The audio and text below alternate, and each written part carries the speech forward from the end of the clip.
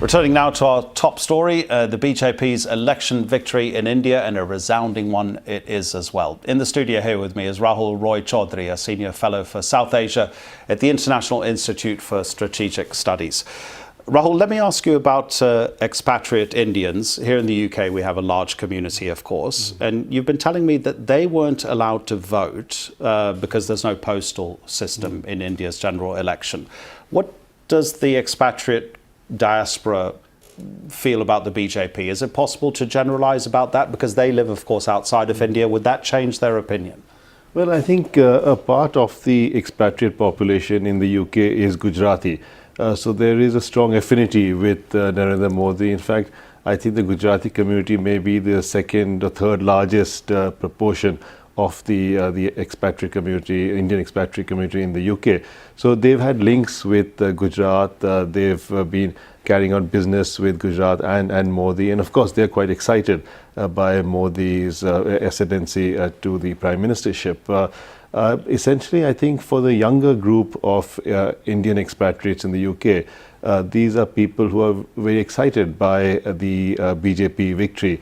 They feel that the BJP, though Modi is not exactly young, but he sort of seems to have a better sense of what the younger generation wants. We've seen this in his campaign, where he used Twitter very effectively, and the social media very effectively. So I think there is a sense of euphoria among the younger expatriate Indians on the Modi victory. Apart from the BJP victory itself, it's the manner of the victory, the numbers that have come in, and the absolute majority, which means that the BJP won't need these coalition partners that would otherwise exist as they have in the past 30 years.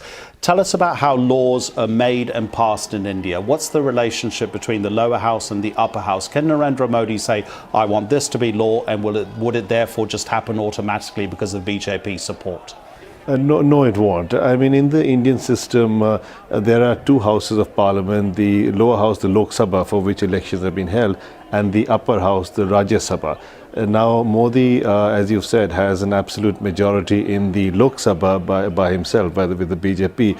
But this is not the case in the Rajya Sabha. In fact, he does not have a majority in the Rajya Sabha, nor does he have a majority along with the alliance partners in the Rajya Sabha. So for a bill to pass, it has to go through the Lok Sabha first, where it is tabled, and then to the Rajya Sabha.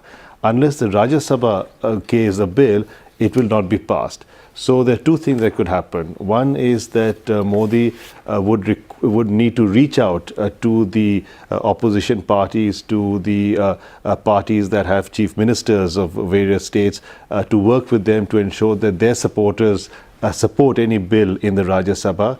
Or he will have to ensure that in the Rajya Sabha elections that will take place in the next few months and beyond, he will be able to have a larger number of BJP MPs elected by the states to the Rajya Sabha.